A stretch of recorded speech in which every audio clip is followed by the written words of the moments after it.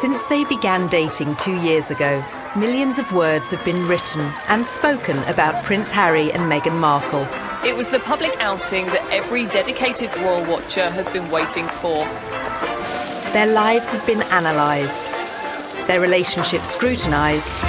But while journalists and commentators continue to have their say, two people know the story better than anyone: Harry and Meghan themselves. Ladies and gentlemen, Meghan Markle. In this programme, their speeches. It just wasn't right, and something needed to be done. Their interviews. So I'd love to have kids right now, but yeah, there's a process that one has to go through. And home movies. This is the aftermath of the audition. Meghan isn't, the typical type of royal bride. And I am burning up. She had put so much of herself out there. This is what I do at duff throw. All brought together for the first time. At the end of the day, I'm a human being. I'm just a normal person like these guys are. Their lives are an open book. And that means we've painted a very quick picture of them together. This is the story of Harry and Meghan, in their own words. Thank you so much.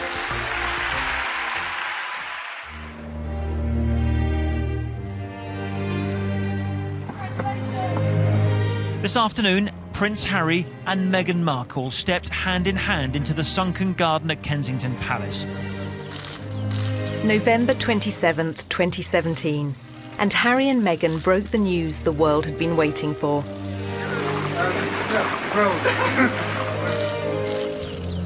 17 months after their first meeting, they were in love and about to be married. It was so sweet and natural and very romantic. He got on one knee. As a matter of fact, I could barely let you finish proposing. I was like, can I say yes now? She didn't even let me finish. I said, can I say yes, can I say yes now? And then there was hugs and I had the ring in my finger and I was like, can I give you the ring? And she goes, oh yes, the ring. Although this was the first time they'd spoken as a couple, both had long experience of talking about themselves. Raised worlds apart, they'd chronicled their experiences from childhood.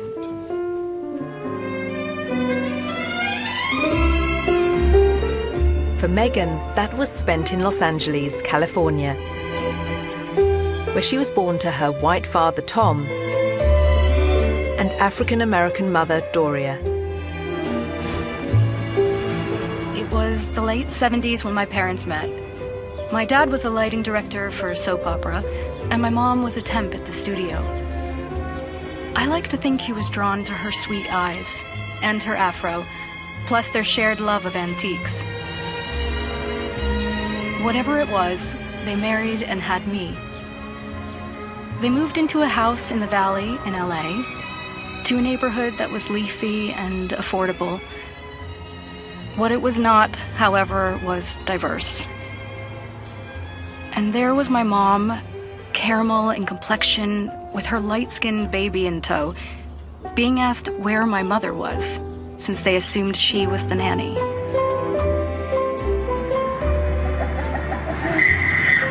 Nice, huh? You like these ponytails? With both parents working in the Hollywood entertainment industry, Meghan developed an early love of the stage. She would often visit her father as he worked behind the scenes on a long-running TV sitcom. It was considered so risque, some viewers even organised a boycott. There was a show called Married with Children. Do you Seen remember that it, show? yeah, absolutely, yeah. So I grew up on the set of Married with Children every day after school for 10 years. I was there. Wow. I know. It's a very perverse place for a little girl who went to Catholic school, no less, to grow up. There were a lot of times my dad would say, Meg, why don't you go and help with the craft services room over there? This is just a little off-color for your eyes. I wasn't allowed to watch it at home.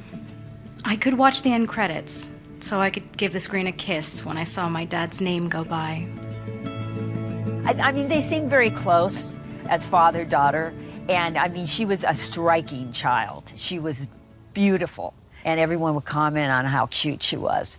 But beyond that, and more important than that, was the fact she was just a very nice little girl and very respectful and just really a sweet kid to be around. Meghan's parents divorced when she was still at primary school.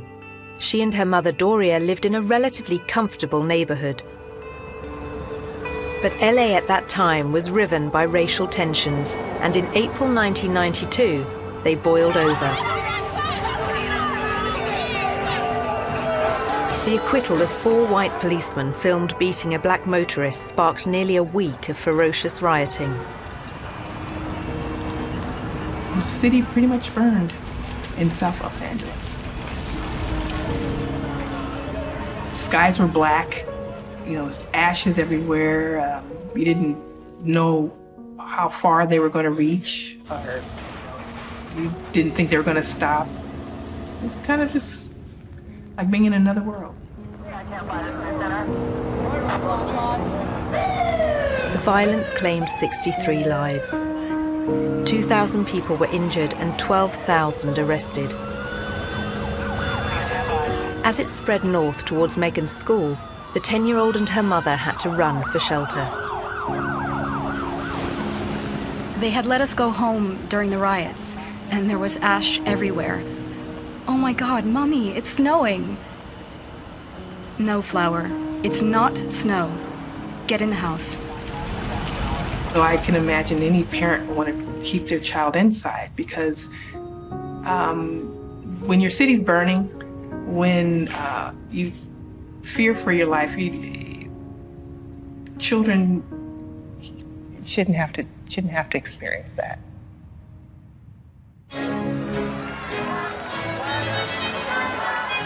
As Meghan was being raised in LA, Harry was growing up in London and in public. As the youngest son of the world's most famous woman, he was in the media spotlight from day one. When it comes to dealing with the press, Prince Harry has a style all of his own. But despite the constant presence of the cameras, Princess Diana was determined to surround Harry and his older brother William with laughter and fun.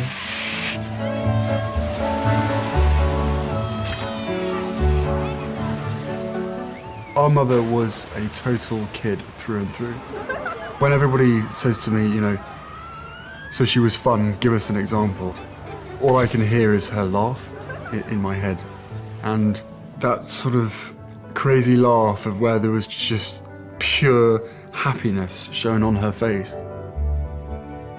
When you look at Prince Harry as a child, there was always a sense that he was a lot more mischievous than his older brother, perhaps because he knew that he didn't have as much responsibility on his shoulders. One of her mottos to me was, you can be as naughty as you want, just don't get caught. She was one of the naughtiest parents. She would come and watch us play football and smuggle sweets into our socks. And I mean, like literally walking back from a football match and having sort of 5 packets of Starburst, and just the whole shirt was just bulging with sweets. I think that very much appealed to Prince Harry's character and sense of humour, this idea that he could be a bit of a royal rebel like his mum and still get away with it. As part of his privileged upbringing, Harry was sent to Wetherby School in London's Notting Hill, where fees are more than £7,000 per term. At the same time, Meghan, 3 years his senior, was a pupil at Los Angeles' Little Red Schoolhouse. With its strong academic and artistic reputation, it was a favourite for Hollywood families. But some of the city's most deprived areas were just a short drive away, areas she'd frequently visit along with both her parents. My mom and dad came from little, so they made a choice to give a lot. Buying turkeys for homeless shelters at Thanksgiving, delivering meals to patients in hospice care, donating any spare change in their pockets to those asking for it. This is what I grew up seeing, so that is what I grew up being.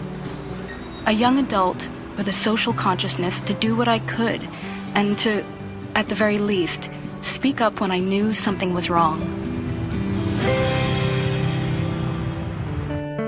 Meghan's campaigning character was only just forming, but it would soon propel her onto the national stage. In 1993, the young schoolgirl took on a powerful multinational corporation, taking her complaint all the way to the White House.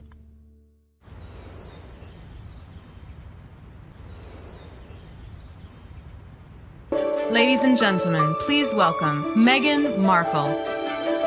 As a successful actress, Meghan has used her profile to champion a range of different causes. Well, good evening. That doesn't feel like enough, does But her it? campaigning efforts began long before she found fame. The fact that Meghan is interested in these causes, that's not new. It's not something that she's taken up after a life of celebrity, that she's suddenly found out that she needs to help people. It really started from the very beginning when she was just a little girl. There is a story about how she was very proactive in protesting about an advertisement that she felt was very denigrating to women. The gloves are coming off. Women are fighting greasy pots and pans with ivory clear. The tagline said, "Women all over America are fighting greasy pots and pans." 2 boys from my class said, "Yeah, that's where women belong, in the kitchen." I remember feeling shocked and angry and also just feeling so hurt. It just wasn't right, and something needed to be done. My name is Meghan Markle. I'm 12 years old. Last week at my school, we decided to watch the news for social studies. While through the channels, we saw a commercial for the new Ivory Clear dishwashing liquid. In the commercial, they said women are battling grease, meaning only women do dishes. When I heard this, the boys in Meghan wrote to Procter & Gamble, the company behind the ad, to America's then First Lady Hillary Clinton, and to the US TV program Nick News, which sent a reporter to interview her. I don't think it's right for kids to grow up thinking these things, that just mom does everything. So I was wondering if you would be able to change your commercial to people all over America. Thank you, Meghan Markle. Incredibly, the 12-year-old's lobbying campaign worked. And it was roughly a month later when the soap manufacturer, Procter & Gamble, changed the commercial. The gloves are coming off. People are fighting greasy pots and pans with ivory clear. She had a sense that she could affect change, even though she was just one small person. She had a voice. If you see something that you don't like or are offended by on television or any other place, write letters and send them to the right people, and you can really make a difference for not just yourself, but lots of other people. Makes me feel Meghan's time in the spotlight lasted for just a few days in 1993. But by then, Harry was used to relentless media attention. Soon it would become uncomfortable, both for him and his elder brother William. The reason? Their mother's very public and very bitter split from Prince Charles. It must be pretty tough when one day your father says it's all over, and you've got to split your time between here or with your mother. When he was the youngest, he must have seen the arguments and the rows together they'd had, and it had an effect on him. Charles and Diana officially divorced in 1996. In August 1997, she went on holiday with her new boyfriend, Dodi Fayed. Pursued by the paparazzi through the streets of Paris, their chauffeur-driven car crashed in a city centre tunnel. 3 people were killed, including Diana.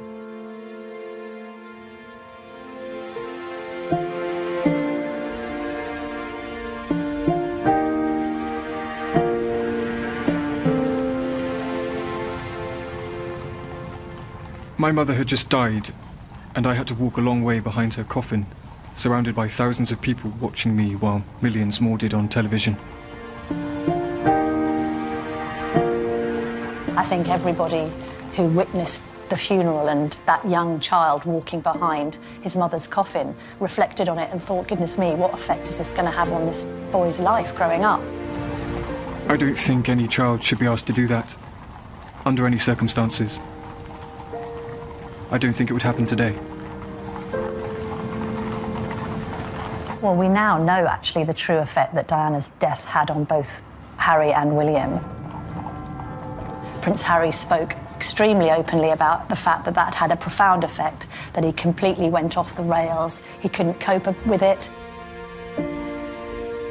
I can safely say that losing my mum at the age of 12 and therefore shutting down all of my emotions for the last 20 years has had a quite serious effect on not only my personal life but also my work as well. My way of dealing with it was, sticking my head in the sand, refusing to ever think about my mum, because why would that help? It's only going to make you sad, it's not going to bring her back. So from an emotional side, I was like, right, don't ever let your emotions be part of anything. Obviously, you know, he speaks from the heart. I mean, Diana was a super mother, and to lose that person just such a young age must have been terrible for him. And he said that, how much he misses her, how much he thinks of her every day. Not a day goes by he doesn't think of her, and I can understand that. Probably been very close to a complete breakdown on numerous occasions when all sorts of grief and sort of lies and misconceptions and everything's coming at you from every angle. Diana's funeral was watched by an estimated 2.5 billion people around the world. Among them, 16-year-old Meghan Markle. By then, she was a student at the all-girl Immaculate Heart High School in Los Angeles. Here, just 2 miles from Hollywood, her acting ambitions were taking shape. Long before I taught Meghan, I saw her in the school plays. And she was one of those girls, when she was on stage, you were drawn to watch her because she just had this charisma and this... We have a musical and a play every year. And she was certainly one of the many shining lights that we have here at Immaculate Heart. Meghan's stage talents led her to enroll on a university course in theatre. Before joining, she auditioned for roles in music videos. After the aftermath of the audition. This is the aftermath of the audition, and it went pretty well. We just had to dance crazily, and so I did, and it was tiring. Just all danced like wild women, and I was shaking my hair around, and so that's that, and I am burning up. The Los Angeles of 1998 had recovered from the riots of 7 years earlier, but racial prejudice remained.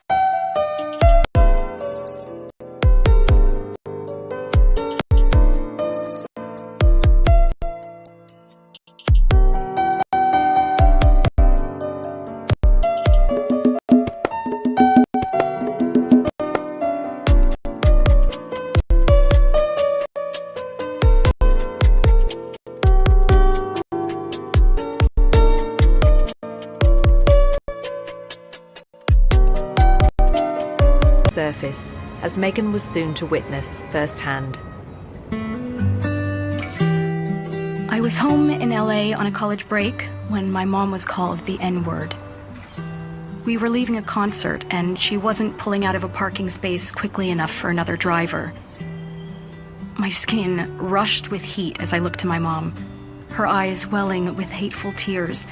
I could only breathe out a whisper of words so hushed they were barely audible. "It's okay, Mommy."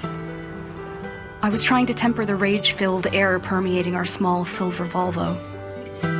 This is something that has happened for people of color since we've been brought to this country some 400 years ago. It's unfortunate because racism hurts. You know, just to talk about it, it hurts. And kids don't need to hurt. They shouldn't have to. I shared my mom's heartache, but I wanted us to be safe. We drove home in deafening silence, her chocolate knuckles pale from gripping the wheel so tightly.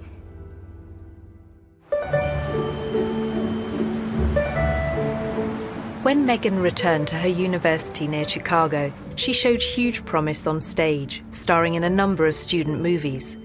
But soon the undergraduate was keen to spread her wings and take on other subjects.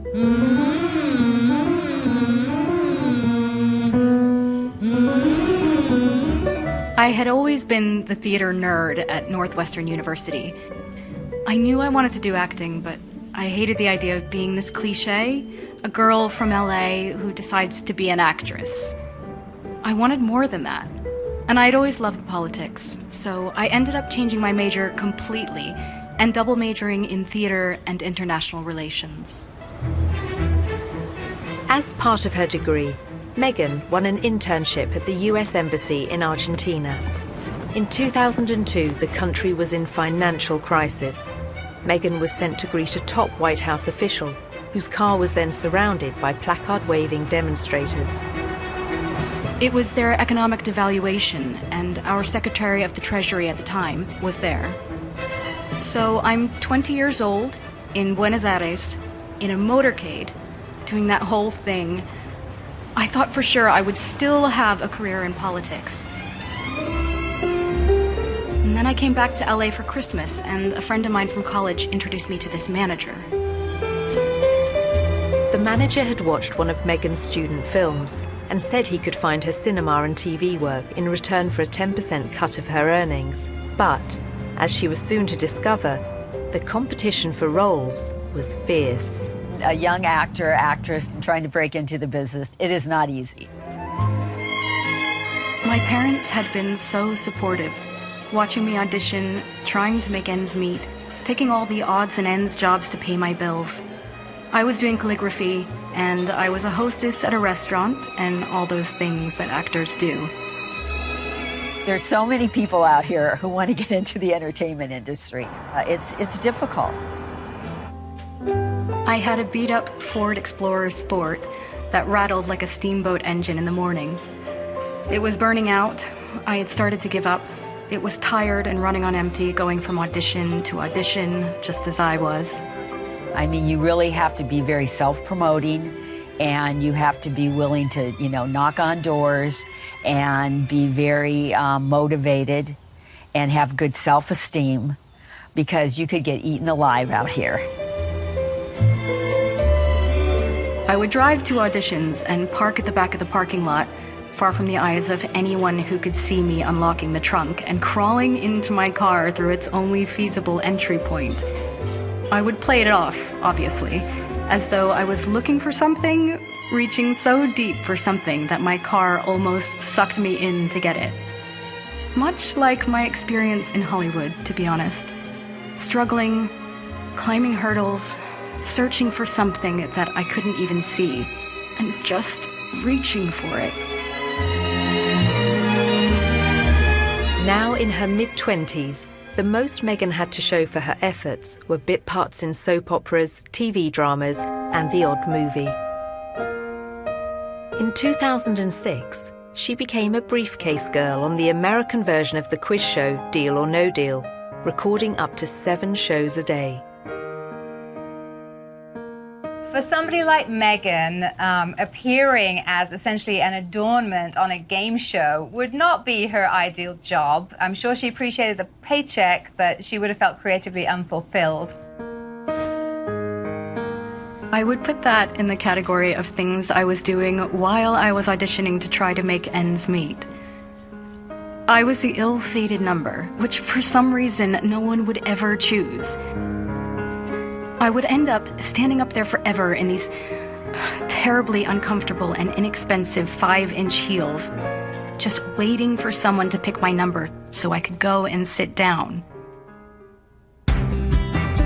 Despite her setbacks and disappointments in Hollywood, Meghan persisted. And in 2011, her big break came in Canada.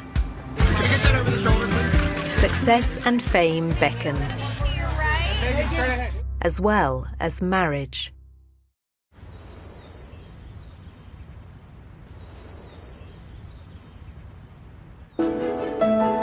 By her late 20s, Meghan Markle was still struggling to make it in Hollywood.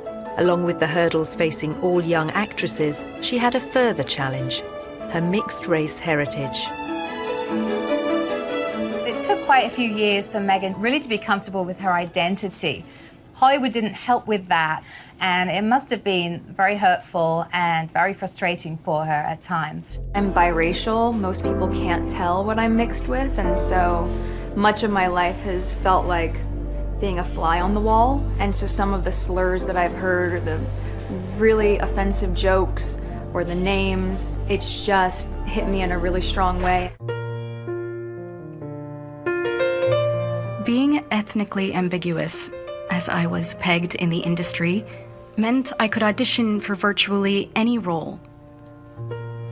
I wasn't black enough for the black roles, and I wasn't white enough for the white ones, leaving me somewhere in the middle as the ethnic chameleon who couldn't book a job. But the breakthrough was getting closer. At one audition, a casting director advised Meghan to adopt a more natural look. She stopped me in mid-scene and said so simply, "You need to know that you're enough." She saw all that self-doubt beaming through the self-tanner and excessive blush. You need to know that you're enough. Less makeup, more Meghan. And that moment for me was a wake-up call.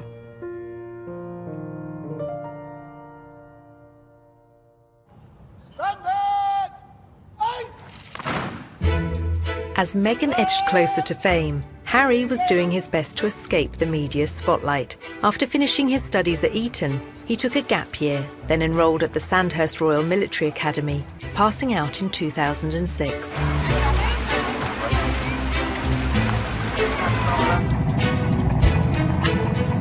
A year later, he served in Afghanistan.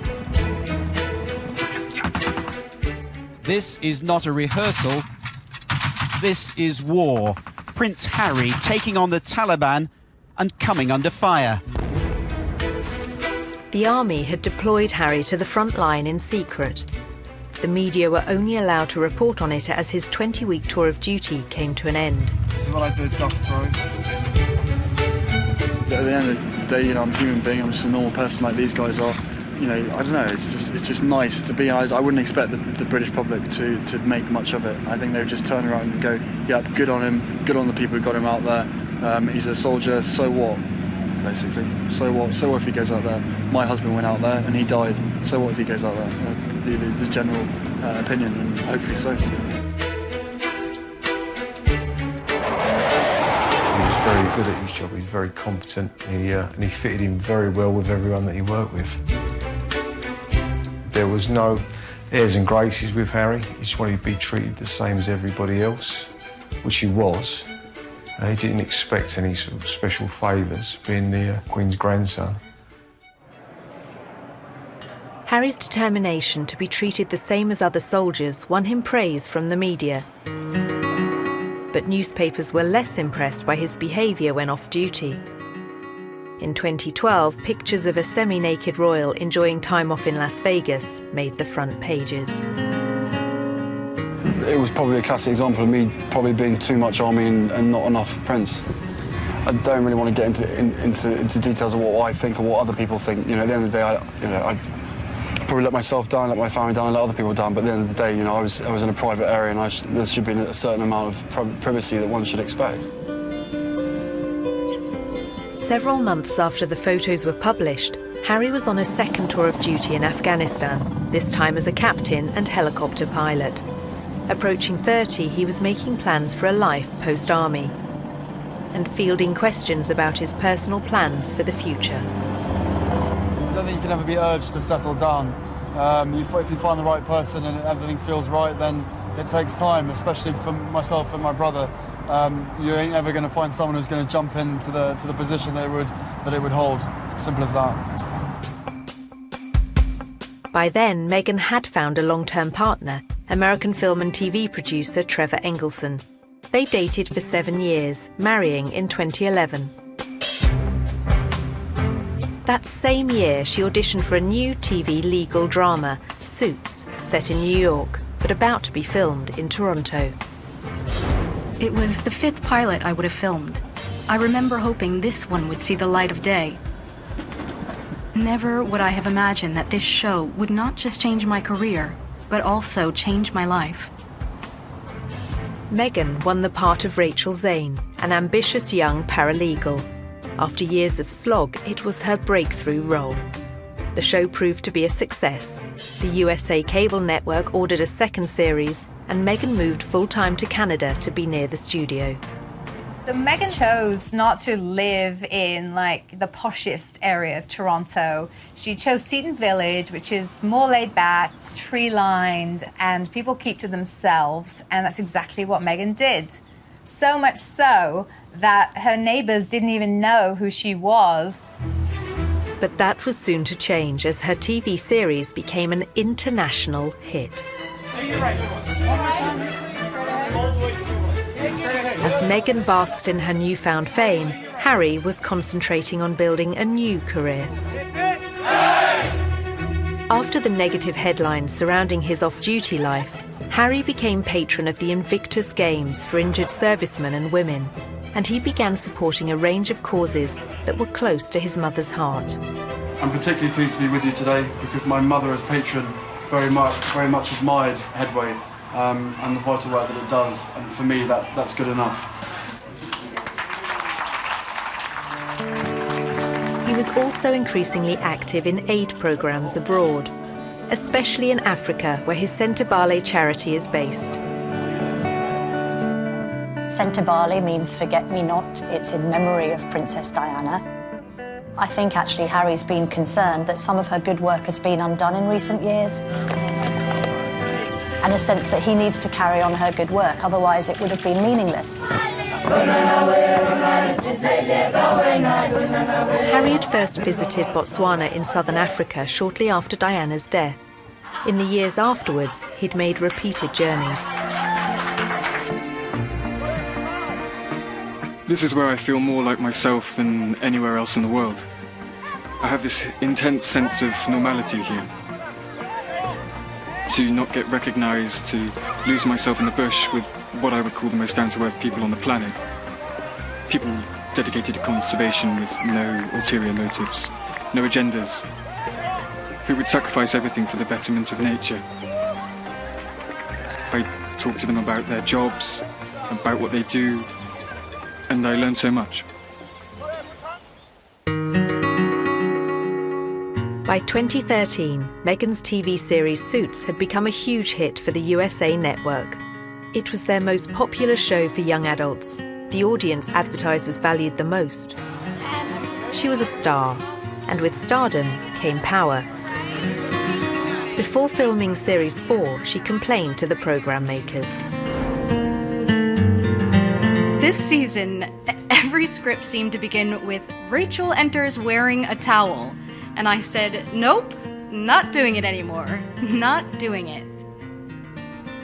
I called the creator and I was like, it's just gratuitous. We get it. You've already seen it once, so I think at a certain point you feel empowered enough to just say no. Meghan was also starting to use her power in other ways. The charity World Vision made her a global ambassador, promoting sanitation projects in remote villages. Well, Meghan's visits to countries like Rwanda, her focus on girls and women, all of these speak to her concern for female empowerment and really wanting to make a difference that way. You'll feel really good at the end of the day knowing that you've been a part of that. I gotta get these kids home. I'm gonna go take a picture with them.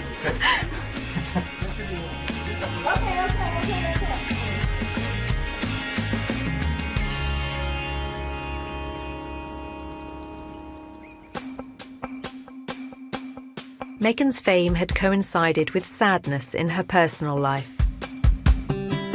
In 2013, she and Trevor Engelson divorced after 9 years together and 2 years of marriage. Although neither has ever spoken publicly about the split, commentators attributed it to the distance between them. While Meghan concentrated on her TV work in Toronto, he remained in LA.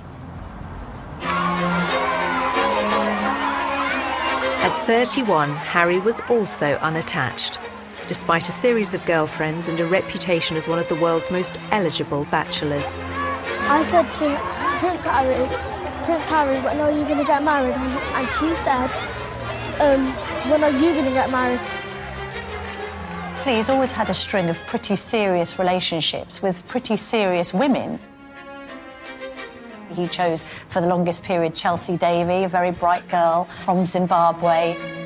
I don't think that worked simply because, although she loved him, she didn't love the status of monarchy and the baggage that he came with him.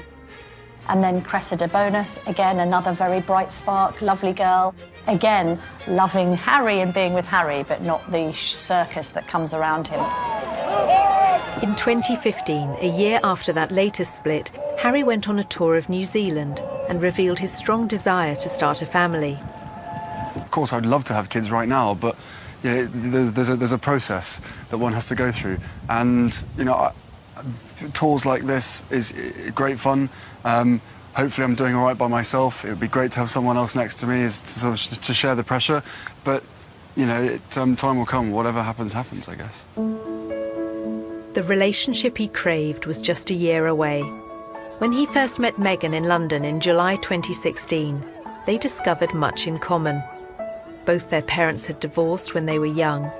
They were famous, wealthy, and had a shared interest in the developing world. It was one of the first things we started talking about when we met, was just the different things that we wanted to do in the world and how passionate we were about seeing change. I think that was, that's what got date 2.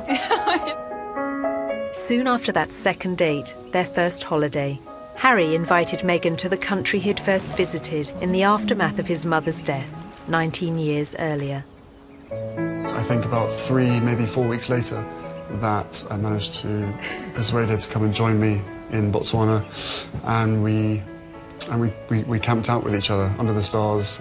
She came and joined me for 5 days out there, which was absolutely fantastic. So then we were really by ourselves, which was crucial to me to make sure that we had a chance to get to know each other. Yeah. The couple kept their relationship secret throughout the summer of 2016. But then, at the end of October, the first headline appeared. You have a story like that and it breaks, and the rest of Fleet Street is then playing catch-up. And it was then after the story broke that you found people descending on Meghan's house, chasing after anyone that ever knew her, chasing after family members. I think both of us were totally surprised by the reaction after the first 5-6 months of when we had to ourselves of what actually happened from then. So I think you can have as many conversations as you want and try and prepare as much as possible, but we were totally unprepared for what happened after that. Some reports concentrated on Meghan's family neighbourhoods in LA. Others focused on the breakup of her parents' marriage and her relationships with her half-sister and half-brother. There's a misconception that because I have worked in the entertainment industry that this would be something I would be familiar with. That I've never been part of tabloid culture. I've never been in pop culture to that degree. And I think we were just hit so hard at the beginning with a lot of mistruths that I made the choice to not read anything. But some of the coverage and comments incensed Harry. Breaking news from Kensington Palace this morning. Prince Harry After 8 days of headlines, he came out fighting. I think that's one of the strongest statements I've ever heard come out of a palace.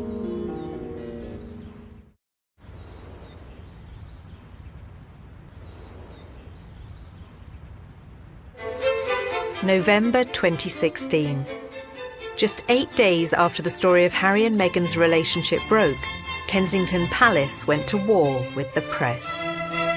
Prince Harry is worried about Miss Markle's safety and is deeply disappointed. The hallmarks of Harry's words and character all over it. It is not right that a few months into a relationship with him that Miss Markle should be subjected to such a storm. I think he was saying, look, this girl's important to me and I want to make sure that you're all careful in what you're doing. He knows commentators will say this is the price she has to pay and that this is all part of the game. He strongly disagrees. This is not a game, it is her life and his. I think that's one of the strongest statements I've ever heard come out of a palace. I think so too. It's incredibly really personal statement. He is obviously very, very angry. Well, good for him. I think the statement went down very well with the public in saying, yeah, fair on Prince Harry, this girl needs to be protected. I think others were a bit more critical, saying, well, all right, but you can't have it both ways. You get a lot of great publicity for your...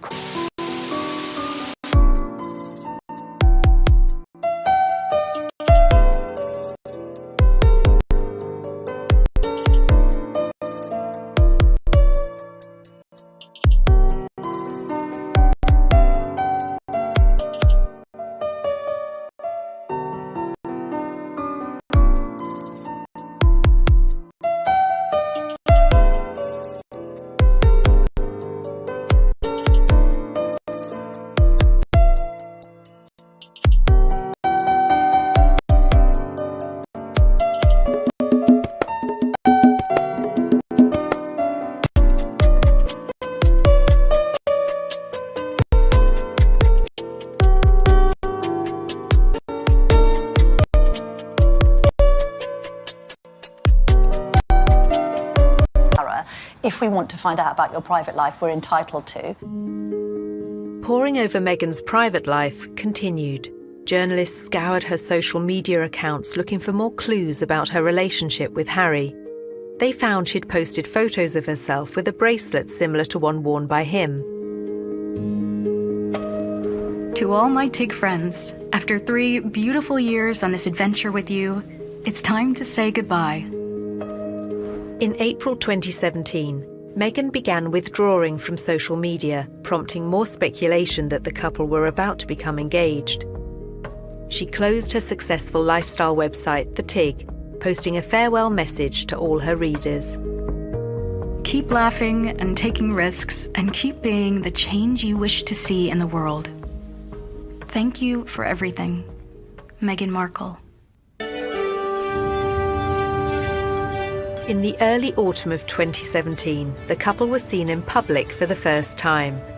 Harry attended the 3rd Invictus Games in Toronto, and Meghan turned up in the crowd. It was the public outing that every dedicated royal watcher has been waiting for. Just 24 hours later, the couple abandoned any effort to keep their feelings for each other private. The setting for this first public date was extraordinary, with no attempts to hide away as they watched the wheelchair tennis at the Invictus Games. It was open to the public. Anybody could go and watch the wheelchair tennis match, although it has to be said, I don't know how many people were actually watching the wheelchair tennis match because a lot of people were watching Harry and Meghan. Just 6 weeks after their very public appearance, the couple had a very private moment. Meghan was staying with Harry at Nottingham Cottage, his 2-bedroomed home set within the Kensington Palace estate. He proposed, and she accepted. The ring is obviously yellow gold, because that's her favourite. And the main stone itself, a sourced from Botswana. And the little diamonds either side are from my mother's jewellery collection, to make sure that she's with us on this crazy journey together. And it's beautiful, and he designed it. It's incredible. Yeah. And make sure it stays on that finger. Of course.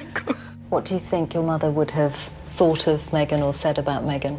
Oh, they'd be thick as thieves. Without question. I think she would be over the moon, jumping up and down, so excited for me. But then, as I said, would have probably been best friends with Meghan. So no, it is days like today when I really miss having her around and miss being able to share the happy news. But with the ring and with everything else that's going on, I'm sure she's with us. I'm sure she's with us. Jumping up and down somewhere else.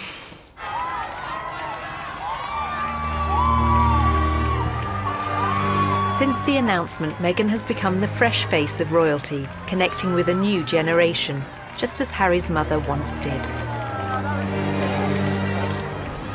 I know that I'm in love with this girl, and I hope that she's in love with me. But we still had to sit down on the sofa, and I still had to have some pretty, frank conversations with her to say, look, what you're letting yourself in for.